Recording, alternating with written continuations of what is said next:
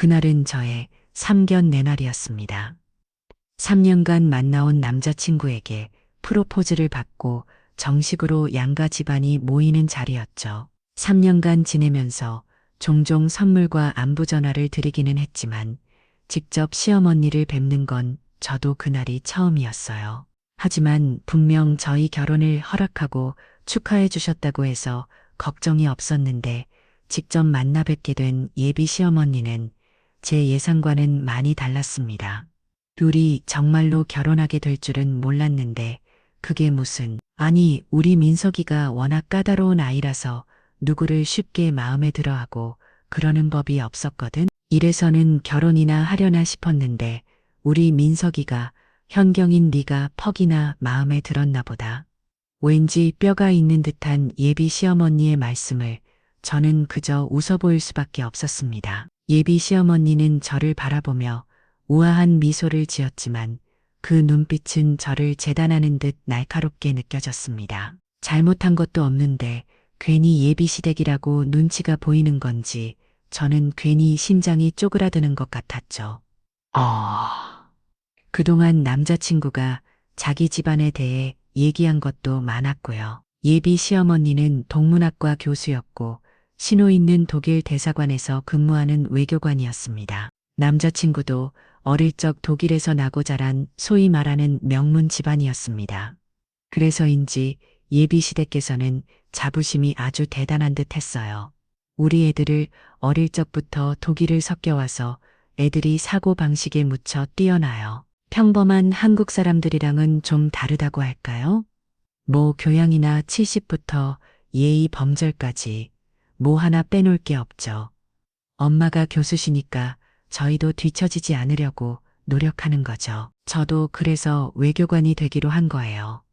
부모님 명예에 누가 되지 않으려고요. 유창한 독일어에 어릴 적부터 유럽에서 자랐다는 것이 그렇게나 자랑스러운지 예비 시대는 산경 예자리에서도 그걸 펴내지 못해 안달인 것 같았어요. 그 예비에 저는 그저 평범한 직장인이었고 엄마 혼자 저를 키우셨으니 그들이 보기에 저희는 자신들에 비해서 격이 한참 떨어지는 집안이었을 겁니다. 결혼해서 그렇게까지 생각하고 싶지 않았지만 뺏는 예비 시어머니의 말에 저도 괜히 그렇게 생각할 수밖에 없었어요. 제 자격지심인지 몰라도 예비 시어머니와 시누이가 저와 엄마를 깔보는 것 같았거든요. 아무래도 이런 자리에는 와인 정도든 키이래야 격조가 맞지 않겠어요? 물론 사부인께서는 와인을 자주 접하지 못하셨겠지만 괜찮으실까요? 예비 시어머니는 저희 엄마를 모셔야 된 말했습니다. 겉으로는 밝게 웃으며 예의를 차리는 듯 엄마의 의견을 구하는 태도였지만 제 눈에는 그저 코디노폰, 자기의 과시와 모시로만 보였습니다. 그런데도 엄마는 그저 조용히 미소만 지으실 뿐이었죠.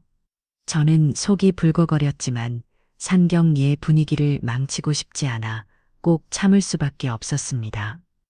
새돈 어른이 와인 드실 줄 알까요? 어디 소주로도 시켜드려야 하나. 어유, 미니야 말 조심해야지. 그렇게 말하면 사돈이 오해하실 수도 있자니? 아유, 오해하지 마세요, 사돈. 저희 딸애가 사돈이 걱정돼서 끌어는 겁니다. 이런 자리가 익숙하지 않으실 테니 혹시 사돈이 불편하실까 싶어서요.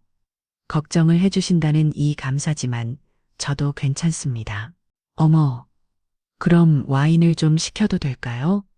와인을 즐기시는 줄은 몰랐는데요. 제가 뭘 알겠습니까? 얼어서 시켜주시는 대로 그냥 마시겠습니다. 제가 평소에 술을 자주 즐기지 않아서요. 와인이 무슨 술인가요? 유럽에서는 와인이 그냥 물이에요. 물. 하긴 저야 유럽에서 오래 지냈지만 사도는 아니시니? 이렇게 설명해도 모르시겠네요. 저희가 집안끼리 너무 다른 게 많죠. 아무래도 서로 이해하고 맞춰가는 시간에 필요하겠네요. 예비 시어머니는 웃으며 상황을 포장하려 했지만 그건 전부 거칠을 뿐이었습니다. 맞춰가는 시간이 필요하다는 건 결국 저희가 자기들을 수준이 맞추기 위해 노력해야 한다는 뜻이었겠죠. 어머, 제발 무리하게 들릴 줄은 몰랐어요. 저는 배려한다고 한 건데. 그런데 사돈 아름기에서는 혹시 독일어나 프랑스어 같은 제2회 국어는 해보신 적 있으세요? 아, 이것도 다른 뜻이 있는 건 아니고 저희 가족은 평소에 한국어보다 독일어를 더 자주 썼어요. 아무래도 독일에서 지냈다 보니까 다들 독일어가 편하거든요. 그래서 저도 모르게 독일어가 나올지도 모르겠네요. 예비 시노이가 그렇게 얘기를 꺼내자 예비 시어머니가 맞받아지도 독일어로 대화를 하기 시작하셨습니다. 이 와인 정말 맛있다. 독일에서 마시던 것만큼은 아니지만 이 정도면 나쁘지 않네. 그쵸? 역시 비싼 라인이라 그런지 풍미가 좋아. 어머, 근데 우리 사돈은 이 맛을 전혀 모르시는 것 같은데 안타까워서 어떻게 하지? 그렇게 말이야. 나이가 들면 이런 것도 즐기고 하면 좋을 텐데. 사람이 딱 봐도 품이라고는 전혀 없어 보이는구나. 무슨 장사를 한다더니 완전 장사치겠네. 어디 본 것도 좀 봐봐. 언제적 유행인지 너무 구닥다리 같아서 두 눈 뜨고 봐줄 수가 없네. 근데 저 사람 우리말 못 알아듣는 거 맞겠지? 당연한 소리를 하고 있어. 저 여자 중졸이래. 그런 무식한 사보이니 독어를 어떻게 알아들겠니? 예비 시모는 마치 우한 교양을 과시하듯 독일어를 섞어가며 시노이와 대화를 이어갔습니다. 예비 시모는 전화 엄마는 이해하지 못할 고급 취향과 학식을 가진 자신들을 특별한 존재로 여기는 듯 했어요. 자기 가족들끼리야 독일어를 하던 중국어를 하던 상관할 일이 아니겠지만 상균 예자리에서 저와 엄마를 앞에 두고 그런다는 건 명백한 무시로 느껴졌습니다. 옆에 잘 참아왔던 저도 더 이상의 인내심이 바닥이 나는 상황이었죠. 그들의 말을 알아들을 수 없었지만 그들이 저와 엄마를 비우고 있다는 건 똑똑히 느낄 수 있었습니다. 그런 당혹스러운 상황에 남자친구가 알아서 중재하고 해결해 주기를 바랐지만 남자친구는 시종일관 조용했습니다. 그 순간 저는 결혼을 약속한 남자친구에게 크게 실망할 수밖에 없었습니다. 남자친구와 저는 지인의 소개로 처음 만나 3년을 교제해 왔습니다. 3년이라는 시간이 서로를 알아가기에 결코 짧지만은 알아기에 저는 제가 남자친구를 잘 알고 있다고 생각했어요. 제가 알던 남자친구는 사력 있고 배려심이 많았고 늘 저를 우선으로 생각해주는 사람이었거든요. 현경이 너 좋은 대로 하자. 나는 자기가 좋은 거라면 다 좋아. 매번 그렇게 나한테만 맞추면 어떻게 해. 민석 씨도 원하는 게 있을 거 아니야. 그냥 솔직하게 말해. 너는 정말 다 좋더니 현경이 네가 좋아하는 게 누가 좋아하는 거야? 만나는 동안 남자친구와 저는 의견 차이가 있던 적이 거의 없었어요. 평소에는 남자친구가 저에게 모든 것을 맞췄거든요. 사소한 식사 메뉴부터 커플링 디자인이며 식상 사반 이오는 바나이 가심가지. 남자친구는 항상 저를 배려하고 이해해주던 사람이었습니다. 그 사람과 만나는 동안 저는 늘 안정적이었고 행복했습니다. 남자친구와 싸운 일로 스트레스를 받아 하는 다른 여자들과는 달랐죠. 세상에 어떤 남자가 나를 이렇게까지 신경 써줄 수 있을지. 저는 남자친구를 알아가면서 점점 더 결혼에 확신을 가질 수밖에 없었어요. 그렇게 3년의 연애 끝에 저는 프로포즈를 받았고 결혼을 준비하게 되었습니다. 그 상견 예자리는 그렇게 준비된 자리였어요. 각자 집안에 잘 얘기를 했고 3년이나 만났으니 삼견 예까지 아주 자연스러운 흐름이었죠. 그래서 삼견 예자리에서 예비 시어머니와 시노이가 그렇게 나올 줄은 몰랐습니다. 저와 저희 엄마를 그렇게 무시할 줄은 몰랐거든요. 그 이유는 아무래도 삼견 예시작에 저희 엄마가 중졸이라는 것을 밝힌 것 때문인 듯 했어요. 사돈은 대학에서 학생들을 가르치고 계신다고요. 예, 제가 졸업한 모기 위에서 독일화를 가르치고 있습니다. 제가 공부하던 곳에서 아이들을 가르치다니 얼마나 뿌듯한지 몰라요. 정말 그러시겠네요. 모기 위에서 교수라니 자부심이 남다를 시겠습니다. 아무래도 더 조심스럽기도 하고 의욕도 생기고 그러네요. 아, 그리고 보니 사부인께서 어느 학교 출신이신지를 못 들은 것 같은데요. 어느 학교 나오셨어요? 분명 처음 예비 시어머니의 질문은 가벼운 것이었습니다. 자기가 대학을 나왔으니 상대도 당연히 대학을 나왔을 거라는 편견. 엄마는 당황스러우셨겠지만 솔직하게 대답을 하셨어요. 아, 저는 대학을 나오지 못했습니다. 중졸이에요. 그 순간 예비 시모의 표정이 얼마나 싸늘하게 바뀌었는지 저는 똑똑히 보았습니다. 그건 당황을 넘어서서 황당해하고 겸열하는 표정이었어요. 대학은커녕 고등학교도 졸업하지 못한 중졸이라는 말에 그때부터 저희 엄마를 단박히 무시하는 데 됐죠. 중졸이에요? 아니, 어쩌다가 중학교밖에 못 나오셨어요? 아무래도 사도는 저보다 한참 어리시니 잘 와닿지 않으시나 봅니다. 제가 어렸던 시절에는 여자애들이 중학교까지 가는 것만으로도 대단한 일이었어요. 그래서 저도 겨우 부모님을 졸업구졸라서 학교에 들어갔었죠. 중학생이 되어서 교복을 입고 가방을 늘던 그날이 얼마나 기뻤는지 아직도 잊혀지지가 않네요. 물론 저도 마음 같아서는 고등학교까지 나오고 싶었지만 당시 집안 사정이 너무 안 좋았어요. 저한테는 중학교까지가 최대한의 사치였답니다. 어머나, 아니, 얼마나 집안이 어려우셨길래? 저희 엄마는 50년대 중반생으로 30이 훌쩍 넘으셔서 저를 어렵게 가지셨어요. 그래서 누둥이 딸이었던 저는 엄마와 나의 차이가 꽤 나는 편이었죠. 저와 동갑이 남자친구의 어머니는 60년대생으로 저희 엄마와 거의 10살 차이가 나셨으니까요. 그 시절 엄마는 어려운 집안 형편 때문에 고생을 많이 하셨다고 하셨습니다. 예비 시어머니가 무시하는 그 중학교도 저희 엄마는 몇 날 며칠을 조르고 애원해서 겨우 들어가실 수 있으셨죠. 남자친구에게 듣기로는 시어머니는 나름대로 유복한 환경에서 크게 동갑정 없이 지냈다고 들었어요. 그러니 대학도 가고 교수도 할 수 있으셨겠죠. 모든 사람들을 기회가 찾아오는 건 아니니까요.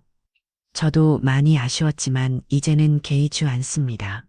세상에 중졸이신 줄은 몰랐는데 이래저래 고생이 많으셨겠네요. 고생이야 뭐 말해야 이빨 푸죠. 그래도 이제 자식도 다 키우고 시집까지 보내게 되었으니 복이다 생각합니다. 엄마 말대로 모든 사람들에게 좋은 기회가 찾아오는 건 아니죠. 하지만 예비 시어머니는 그런 사실을 이해하지 못하는 듯 했습니다. 다들 자신처럼 유복한 환경에서 부족함 없이 공부할 수 있을 거라 생각하는지 저희 엄마의 짧은 가방끈을 우습게 보는 듯 했죠. 그리고 그때부터 산경의 분위기가 순식간에 달라지기 시작했습니다. 예비 시어머니와 시누이가 저희 집안을 대놓고 무시하기 시작했거든요. 중졸이라니, 그럼 언니는 대학 난 거 맞죠? 네, 무슨 말이에요? 아니, 이런 얘기 너무 당황스러워서 혹시 언니도 숨긴 게 있나 해서요? 저희 엄마가 중졸이시라는 얘기를 숨긴 적이 없는데요. 그리고 저 대학 나온 거 맞아요. 의심 드시면 졸업장이라도 받아드릴까요? 뭘 딱 그렇게까지 말하라는 건 아니고요. 나는 그냥 궁금해서 물어본 거예요. 근데 너무 예민하게 반응을 하네? 그거를 황경아 미녀도 그냥 궁금해서 물어본 거지. 저보다 어린 예비 시어머니가 제 학벌까지 돌먹이면서 따지는데 이게 뭐 하자는 건가 싶었습니다. 그런데 그 와중에 남자친구는 제 편을 들기는 건 형 자기 동생 편을 들고 있더라고요. 시대 식구들과 남자친구의 행동이 정말 기막혔습니다. 그리고 갑자기 예비 시모와 시누이가 독일어로 대화를 하기 시작하더라고요. 중졸이라니 진짜 어이가 없어. 우리 엄마가 교수인데 중졸 사도는 맞을 수가 있어? 그러게 말이야. 그동안 그런 얘기는 한 번도 없더니 처음부터 우릴 소개할 작정이었나 보지. 아주 뻔뻔하게 짝이 없네. 엄마, 그러지 말고 지금이라도 결혼 없어버려. 오빠를 저런 여자는 결혼시키는 게 말이 나야 돼? 우리 집안이랑 너무 수준이 안 맞잖아. 마음 같아서는 정말 그러고 싶은데 그래도 현경이 제일 자체는 나쁘지 않은데 어쩌다 중조론 말을 덧는지. 이러다가 결혼식 비용도 우리가 다 떠맡는 거 아닌지 모르겠다. 결혼 준비 반반으로 한다고 그렸다면서 그것도 거짓말인 거 아니야? 글쎄, 어디까지가 거짓말이었는지 나는 모르지. 이제 보니 한경이 적어도 아주 약았어. 우리 아들을 어떻게 꼬아 설만 거야. 예비 시모와 시누이는 저희를 앞에 두고 한참을 독일어로 대화를 나누었습니다. 중간 제 이름이 들리는 걸 보니 분명 제 얘기를 하는 것 같았는데 절대 좋은 얘기는 아니구나 싶었죠. 그래서 저는 조용히 남자친구의 옆구리를 찔러 상황을 물었습니다. 민석 씨, 어머니랑 민 씨가 뭐라고 하는 거야? 뷰력이 아니여. 뷰력이 아니긴 방금 분명 내 이름이 들렸는데 그것도 몇 번이나. 아니요, 별거 아니니까 신경 쓰지 마. 남자친구도 독일에서 지냈으니 전부 알아들었겠죠? 그런데 끝까지 그 두 사람이 무슨 얘기를 한 건지 저한테 말해주지 않더라고요. 그때 저는 처음으로 남자친구에게 큰 배신감을 느껴야 했습니다. 그동안 늘 제 편이라고 생각했던 남자친구였는데 자기 가족들 앞에서는 결국 팔이 안으로 꾸문 거나 아쉬웠죠. 그리고 그들은 이제 아주 대놓고 저희 엄마 쪽을 보며 비웃음을 흘리기 시작했습니다. 아이후, 정말 수준이 안 맞아서 대화를 못하겠네. 내가 정말 저런 여자랑 사돈을 맺어야 하는 거니? 대체 무슨 배짱이람? 중졸 주제에 우리랑 사돈을 맺으려고 하다니. 어디 숨겨둔 돈이랄 또 있나? 아니면 믿을 구석 있는 거야 뭐야? 그런 게 어디 있겠어. 딱 봐도 뻔하지. 자기 딸 덕분에 신분 상승이라도 하려는 거 아니겠어?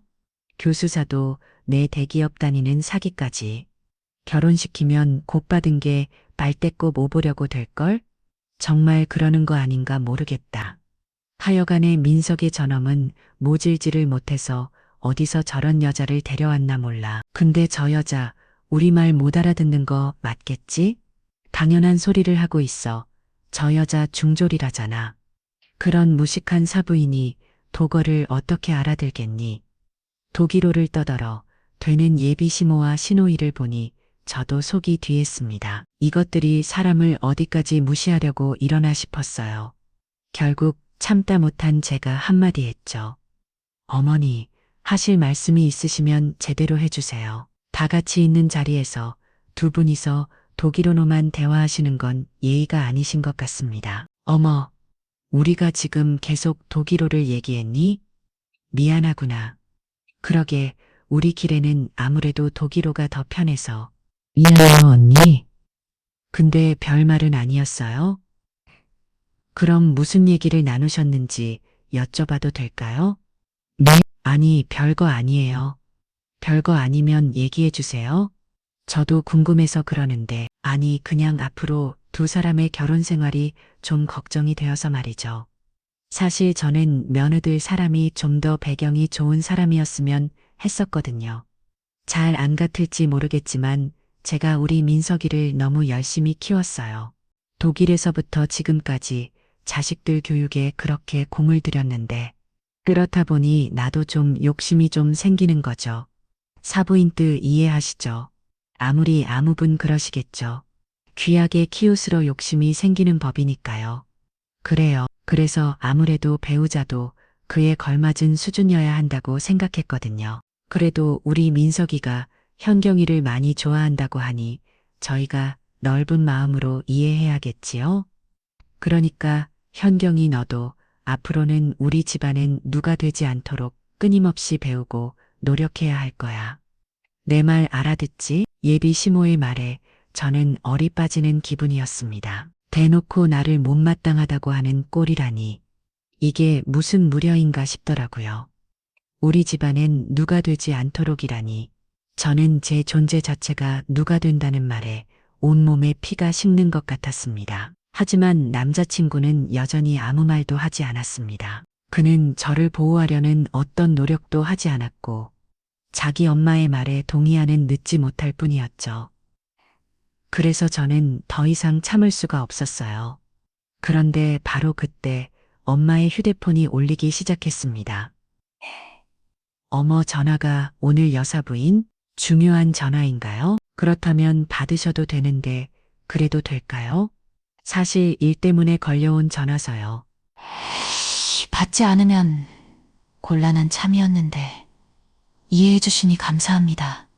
일이요? 그럼 받으셔야죠. 장사하신다고 그랬던 것 같은데, 그런 걸 저희가 방해할 수 있나요? 먹고 사는 일이 걸린 건데, 이해해 주셔서 감사해요. 그럼 잠깐 실력했습니다. 예비 시모는 끝까지 엄마를 무시하는 말 되었습니다. 하지만 엄마는 아랑곳하지 않고 끝까지 정중히 사돈에게 예의를 구하고 전화를 받으셨습니다. 엄마는 시종일관 침착한 표정이셨어요. 하지만 제 안엔 나란번인 전화, 된던 잠정이나요? 그렇게 엄마가 자리에서 전화를 받자 자리했던 모두의 이목이 엄마에게 쏠렸습니다. 바로 그 띠였습니다. 엄마의 입에서 홀로 나온 언어는 그 누구도 예상치 못한 독일어였습니다. 전화 받았습니다. 그래요, 슈미트. 오랜만이네요. 독일 상황은 어때요? 엄마의 목소리는 평소보다 더욱 두려워하고 자신감이 넘쳤습니다. 엄마의 입에서 유창한 독일어가 쏟아져 나오자 모두가 놀라 경악을 금지 못했죠. 엄마의 독일어를 듣게 된 그들의 눈은 휘둥그레졌고 입은 반쯤 벌어진 채 다 무뎌지지 않았습니다. 설마 중줄인 저희 엄마가 그렇게 유창한 독일어를 할 줄은 몰랐을 테니까요. 아, 네. 소리는 다 확인했습니다. 어제 저녁에 그쪽으로 발송했어요. 아무래도 그대로 진행하는 게 좋을 것 같은데요. 그럼 마지막까지 찾으러 없이 신경 좀 써주세요. 엄마는 마치 오랜 시간 독일어를 사용해온 사람처럼 상대방과 독일어로 자연스럽게 비중이서 대화를 이어갔습니다. 그러자 예비 시모와 신이가 당황했는지 손까지 덜덜 덜었습니다. 짧은 통화를 마친 엄마는 전화를 끊고 조금 전까지와 다름없는 온화한 미소를 지으며 예비 시모를 바라봤죠. 죄송합니다, 사돈. 이 때문에 꼭 받아야만 하는 전화하셔요. 아시잖아요. 독일인들 일에 돼서는 철도 철미한 거예요. 사부인, 지금 독일어를. 아, 제가 독일 사람들과 사업을 같이 하고 있거든요. 중졸이라고 그러시지 않았나요? 맞아요. 저 중졸이에요. 근데 어떻게 그렇게 독일어를 유창하게 독일어 못 알아듣는다고 그러지 않았어요? 제 입으로 못 알아듣는다 말했던 적은 없는 것 같은데요. 아까 사돈이 그랬었나요? 제가 중졸이라 독일어는 못 알아들을 거라고. 그건 사돈과 사돈 처녀가 그렇게 생각한 거지. 제가 전화한 말은 아니었죠. 중졸인 엄마가 당연히 독일을 하지 못할 거라 생각한 예비 시모하신 우이는 엄마의 반전 독일어 실력에 많은 충격을 받은 듯 했습니다. 그 사실을 믿을 수 없었는지 남자친구는 제게 시선을 고정한 채 해명을 요구했습니다. 현경아, 이게 어떻게 된 거예요? 어머님의 왜 독일을 하죠? 왜? 우리 엄마는 독일어 하면 안 돼? 왜? 중졸은 외국어 하면 안 되는 법이라도 있어? 아니, 그런 게 아니고 그런 얘기 없었잖아. 우리 엄마가 독일어 한다는 얘기를 내가 해야 할 이유가 돼 있어? 민석 씨도 내가 아까 물어볼 때 어머니랑 동생이 독일어로 무슨 얘기하는지 말 안 했잖아. 그건 너도 곤란했어. 그래, 곤란하겠지. 우리가 독일어 모르는 줄 알고 대놓고 우리 엄마와 늙을 해야 되는데 양심이 있으면 그런 소리를 어떻게 그대로 전하겠어? 안 그래? 뭐, 현경이 너도 독일어 할 줄 아는 거야? 나는 우리 엄마만큼 잘 못해. 그냥 대강, 뉘앙스만 알아듣는 정도지. 그것도 우리 엄마 어깨너머로 배운 거고. 근데 우리 엄마는 독일어 잘하시거든? 민석 씨 가족들만 독일에서 산 거 아니야. 우리 엄마도 독일어 석기 사셨어. 사실 저희 엄마는 오리전 독일로 건너가 지낸 적이 있으셨습니다. 저희 엄마가 70년대에 파도 간호사로 파견되어 독일에서 일을 하셨거든요. 못 살고 어렵던 그 시절 한국은 선진국이었던 독일에 광부와 간호사들을 수출했었습니다. 멘타지에서 그들이 겪어야 했을 고통과 어려움은 결국 가벼운 것이 아니었지만 누군가에게는 더한 나위 없는 기회이기도 했죠. 가난한 집안 형편 때문에 중학교에도 겨우 나오셔야 했던 저희 엄마에게도 마찬가지였어요.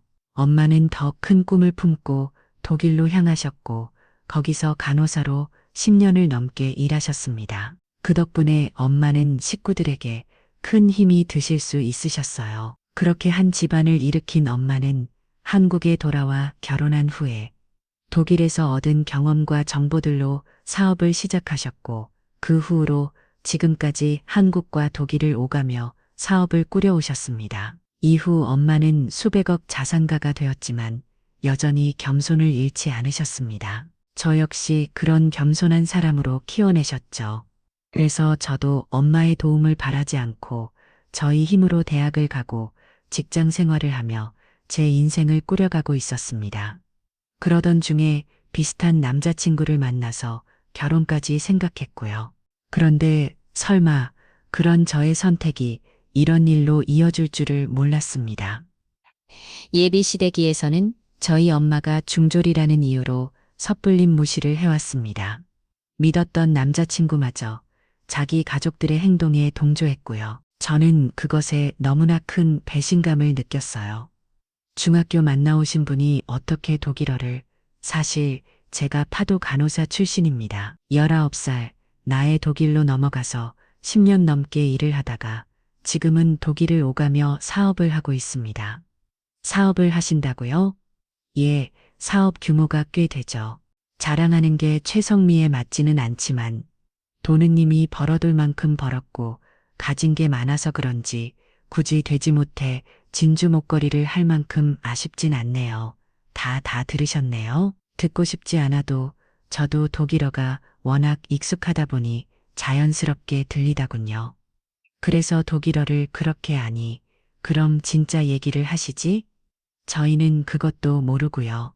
애들 결혼 문제로 모인 자리이다 보니 지역일을 해야 하는 건가 싶어네요. 애초에 그럴 틈도 안 주셨지만요. 근데 차라리 잘 되었다 싶네요. 덕분에 사돈의 속내를 알았으니까요.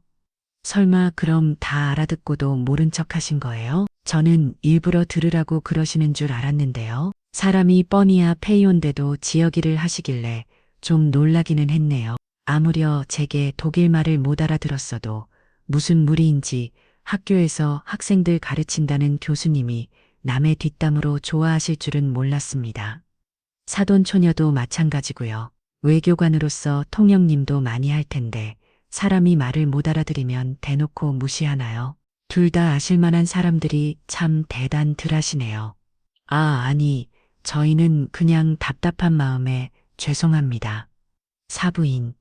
아니요, 죄송할 필요 없습니다. 사과실 필요도 없고요. 이제 와서 그런 사과를 들어봐야 별로 진정성이 느껴지지 않네요. 방금 전까지도 저를 비우고 계시지 않았나요? 그런 분이 제가 독일을 할 줄 아는 걸 알고 태도를 바꾸시는 걸 보니 제가 독어를 모르는 줄 알았으면 인정도 안 하셨겠죠. 그런 말뿐인 사과 들을 생각 없습니다. 역시 시종일관 침착함을 위치한 터는 엄마는 차분하고도 묵직한 한 방을 날리셨습니다. 그러자 예비 시모와 시노이는 부끄러움에 얼굴이 터질 것처럼 빨개졌죠.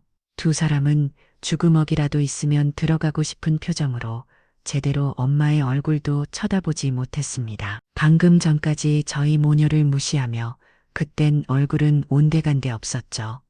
그럼 왜 중졸이라고 그렇게? 하기는 없으니까 중졸이 틀린 말은 아니죠. 부끄럽지도 않고요. 전 하기보다는 인격이 더 중요하다고 믿습니다. 하지만 저보다 학위도 많으신 사동계에서는 인격은 저보다 한참 못하신 것 같네요. 교수식이나 드시는 분이 사람을 쉽게 판단하고 무시하다니 그 학교 학생들이 그릇된 가르침을 배울까 염려가 될 지경이네요. 죄송합니다. 정말 부끄러워서 뭐라 할 말이 없네요. 사돈 처녀는요? 그쪽은 나한테 사과 안 하나요? 나한테 미안한 게 있을 것 같은데 죄송해요. 아까 제가 했던 말들은 실험이었습니다. 잊어주셨으면 좋겠어요. 엎드릴 절반은 것도 아니고 입이 신우는 엄마가 말을 꺼내서야 사과를 냈습니다. 실컷 욕할 때는 싱글벙글하더니 이제 와서 뻔뻔하게 사과면 몇 마디 하면 끝날 줄 아는데 됐죠. 하지만 엄마는 그런 입이 신우의 무료를 그냥 넘기시지 않았습니다. 그러고 보니 사돈 처녀가 독일 대사관에서 일을 한다고 그랬었나요? 내가 거기 아는 사람이 좀 있는데, 예, 그게 무슨, 아까 들었다시피 제가 독일을 오가면서 오랫동안 사업을 해서요. 사업을 하다 보면 알아야 할 사람이 많은 법이죠. 그러고 보니 대사님 있고 생신이시죠? 대서관에서 생신 파티를 할 거라 들었는데 어쩌면 그때 우리가 다시 만날지도 모르겠네요. 아니지, 혹시 그때는 사돈 처녀가 거기 없으려나? 무슨 소리를 하시는 거예요, 지금? 대선님한테 제일 기를 하시려고요? 지금 저를 협박이라도 하시는 거예요? 어머, 오해하지 말아요. 나는 그냥 바빠서 사돈 처녀가 참석하려나 해서 물어본 거예요. 대사관 일이 워낙에 바보잖아요. 그쵸? 허를 찌르는 엄마의 말에 예비 시모와 시노이는 더 이상 말을 잇지 못했습니다. 특히나 시종일관 조용하기만 하던 남자친구가 많이 당황스러워했어요. 입을 꼭 다물 거 있던 인간이 이제서야 입을 열더라고요. 어머니 거 사업을 그렇게 크게 하셨어?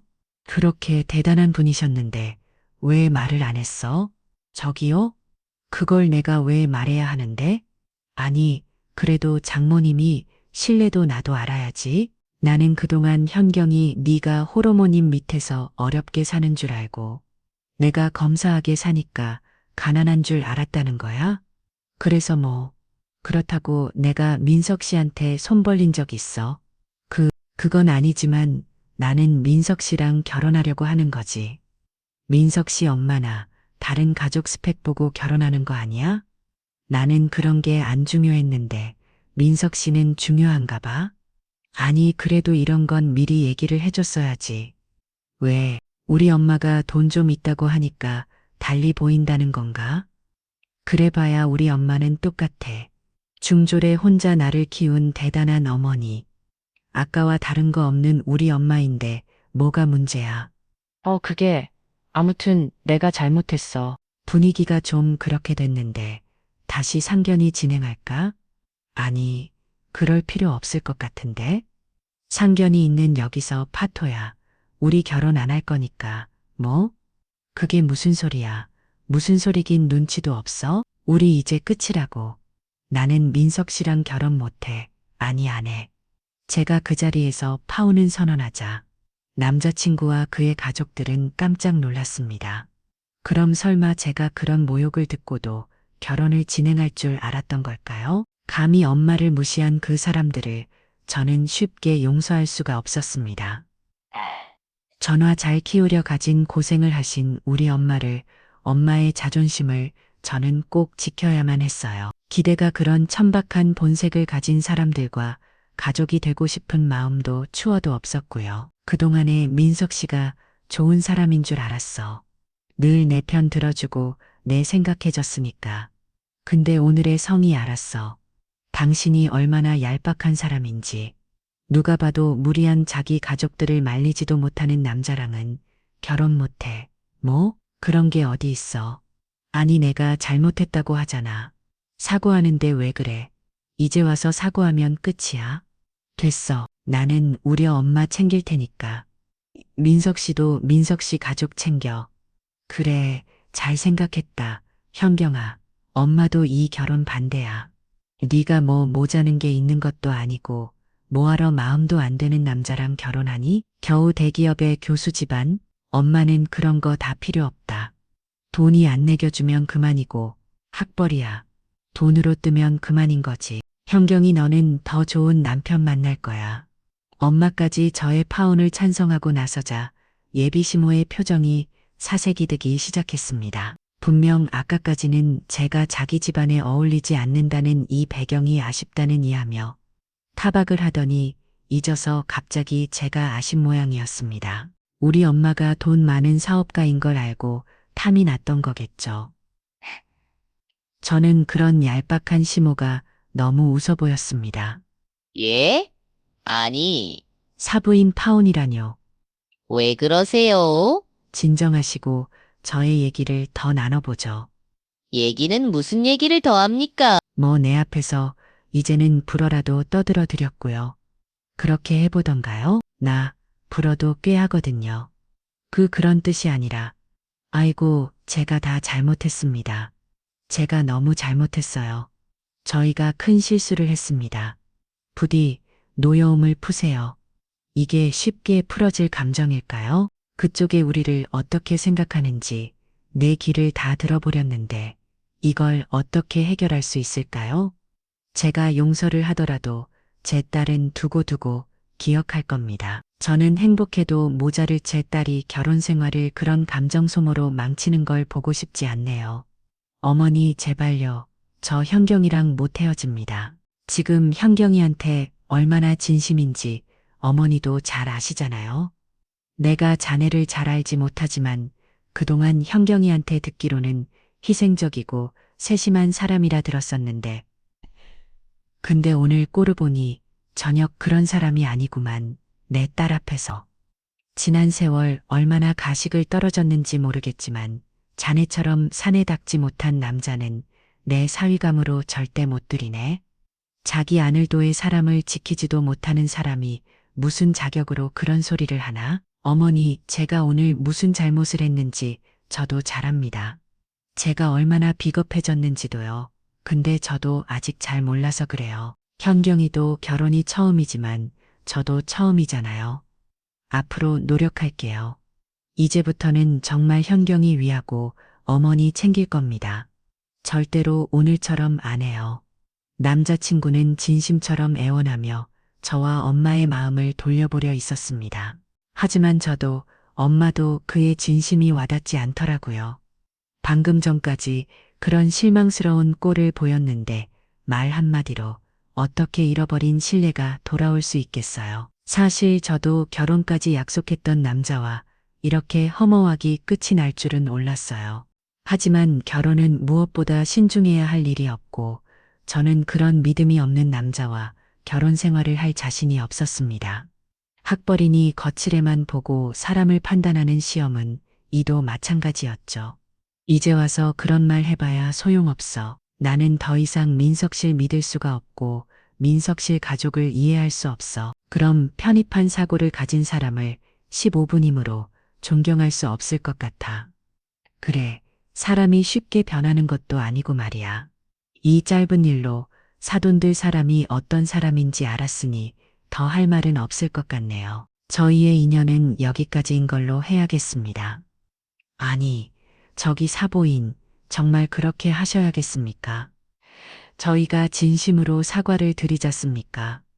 용서해 주실 의향은 없으신가요? 별로 마음에 들지 않던 며느들이 아니셨나요? 즐거워기에는 그쪽은 저희 딸이나 저희 집안의 성에 안 찾았던 것 같은데 이제 와서 왜 붙잡으시는지 모르겠네요. 참 변덕이 심하십니다. 그렇게 말이에요. 갑자기 제가 마음에 드셨는지 저희 엄마의 배경이 마음에 드신 건지 모르겠지만 결혼은 없던 일로 해야겠어요. 이 결혼 이제는 저희 쪽에서 거절이네요. 아무래도 민석 씨나 식구들이 저희 집안에 영 부족한 것 같아서 말이에요. 성폼이라는 건 학위처럼 쉽게 얻을 수 있는 게 아니잖아요. 그렇게 사이다른 할 일이 속이 무척이나 시원했습니다. 엄마도 저의 결정을 지지해 주셨고 저는 속 시원한 마음으로 엄마와 함께 당척의 상견 예절이를 박차고 나갔습니다. 남자친구가 끝까지 쫓아와서 저를 붙잡았지만 저는 더 이상 기도 돌아보지 않았죠. 엄마 미안해. 네가 미안할 게 뭐가 있어.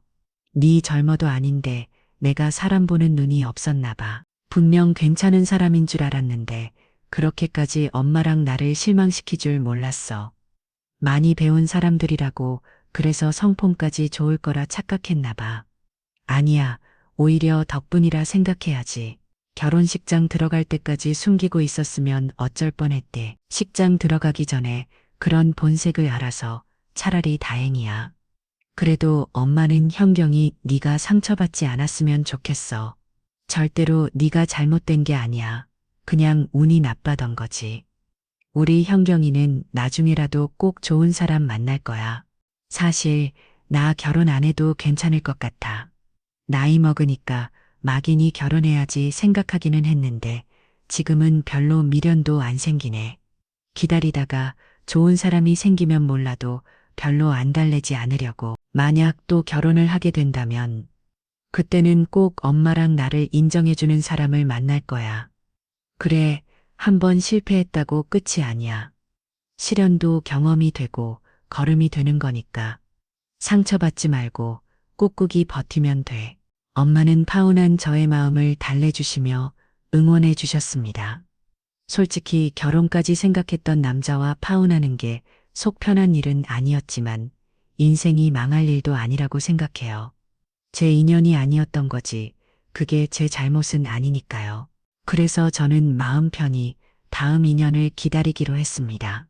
다음에는 꼭 제대로 된 남자를 만나겠다고 생각하면서 말이죠. 하지만 남자친구는 쉽게 미련을 버리지 못하고 뒤로도 몇 번이나 회사로 저를 찾아왔습니다. 한경아, 제발 나랑 얘기 한 번만 해. 우리 사이에 무슨 더 할 말이 있어?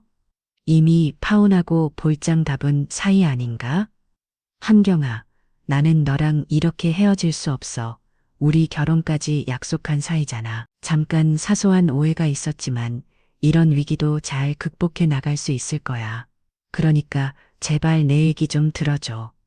그날 상견 예자리에서는 내 말 들어줄 생각도 안 하더니 이제 와서 내가 왜 당신 말을 들어야 해? 그리고 나는 절대 당신이랑 잘해볼 생각 없어. 애초에 당신 같은 사람을 믿었던 게 후회될 정도니까. 내가 앞으로 잘할게.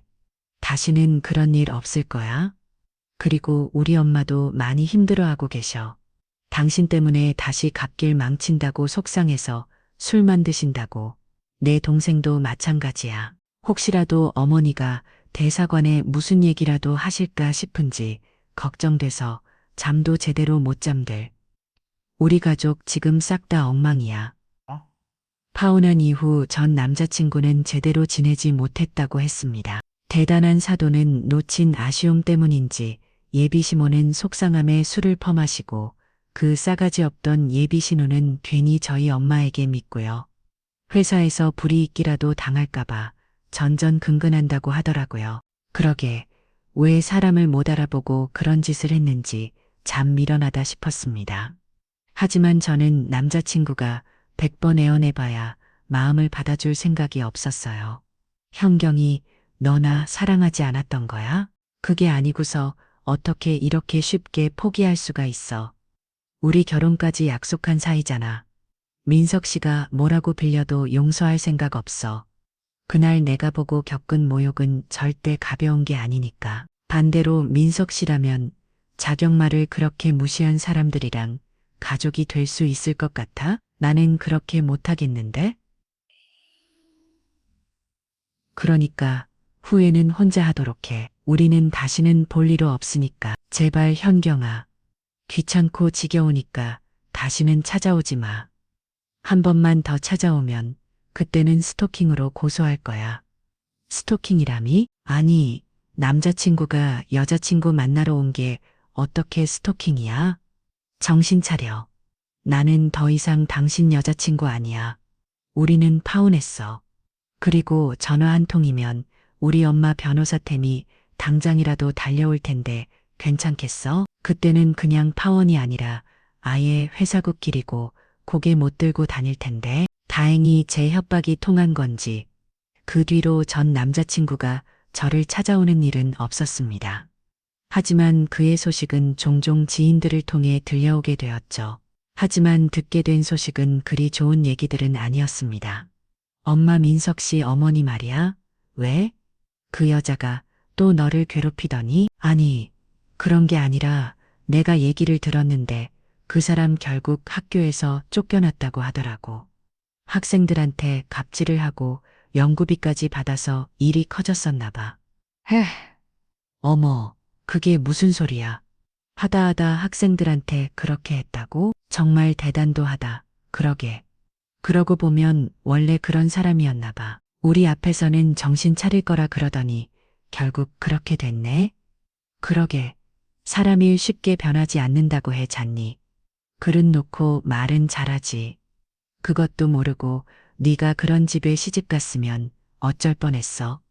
정말 파혼하게 100번 잘했다. 그러게. 근데 그 얘기 들으니까 좀 속 시원하더라.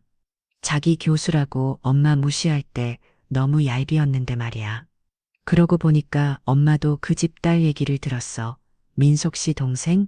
그래. 엄마가 대사관에 아는 사람들이 좀 있잖아. 그 여자 실수를 너무 많이 하고 일 못해서 눈칫밥 먹다가 얼마 전에 유학 핑계로 일 그만뒀다고 그러더라. 다시 독일 들어가겠다고 그랬다는데 그 나의 예모순 학생 그 정도 독일을 실력으로 자랑할 거면 공부를 더 하기는 해야겠더라. 엄마보다도 못해담대. 그러게 사람들이 겸손할 줄을 알아야지. 결국 자기 인생은 자기 복으로 굴러가는 건데 말이야. 마음 보드를 그렇게 쓰니 그렇게 늘리는 거지. 맞아. 불쌍하고 말 것도 없어. 결국 자기 엿보야. 그러니까 현경이 너는 늘 명심하고 겸손하게 살아. 남들보다 더 가졌다고 내세우지 말고 자랑하지도 말고. 알겠지? 그럼 엄마가 가르쳐 준 건데 절대 아니지. 결국 사람은 그 속이 제일 중요한 거니까. 안타까운 전 예비 시대 키구들의 소식 덕분에 저는 다시 한번 깨달을 수 있었습니다. 교만은 죄라는 것. 결국 무엇보다 성품이 가장 중요하다는 것을 말이죠. 그러니 여러분들도 늘 겸손한 태도를 유지하시고 가진 것을 자랑하지 말고 나누시기를 바랍니다. 저는 그렇게 베풀고 겸손하게 살다 보면 결국 복이 돌아올 거람이 있습니다. 평생을 그렇게 사셨던 저희 엄마를 옆에서 지켜봤기 때문이죠. 그래서 저도 앞으로 엄마처럼 열심히 배우고 노력하며 살겠습니다. 감사합니다.